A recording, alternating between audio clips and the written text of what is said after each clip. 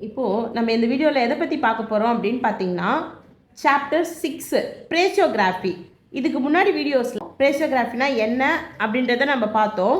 இப்போது தி தி அப்படின்னா என்ன அப்படின்னு பார்த்தீங்கன்னா டவுன்வர்ட் தி அப்வர்ட் தி, அது மாதிரி ரெண்டு இருக்குது. நம்ம கிராமர்ஸ் படி பார்த்தோம்னா தீக்கு வந்து ஆன் த லைனில் ஹெவி டாட் வச்சா அது எதை ரெப்ரசன்ட் பண்ணும் அப்படின்னு பார்த்தீங்கன்னா தி. இப்போது நம்ம டவுன்வர்ட் தி அப்வர்ட் தி அப்படின்னா என்ன அப்படின்னு பார்த்தீங்கன்னா டவுன்வர்ட்னா கீழே டவுன் வர்றது தான் வந்து டவுன்வர்ட் தி.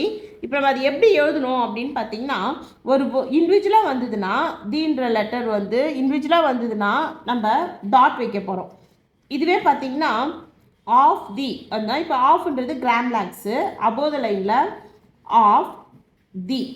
அப்போது இந்த கீழே வருது இல்லைங்களா, அதனால தான் வந்து இதை டவுன்வர்ட் தின்னு சொல்கிறோம். அண்ட் தி அண்ட் இப்படி போடுவோம். தி ஷுட் ஆன் த லைனில் போட்டால் should the, with the, by the, if the. இப்போது இது எல்லாமே ஒரு இண்டிவிஜுவலாக வருது தி அப்படின்ற வேர்டு இண்டிவிஜுவலாக வருது அப்படின்னு பார்த்தீங்கன்னா நீங்கள் ஆன் த லைனில் ஹெவி டாட் வச்சிங்கன்னா தி.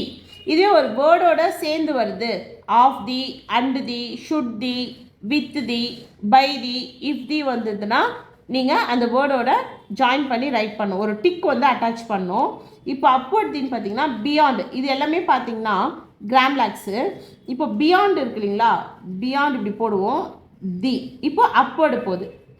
What the, how the, at the, which the, was the.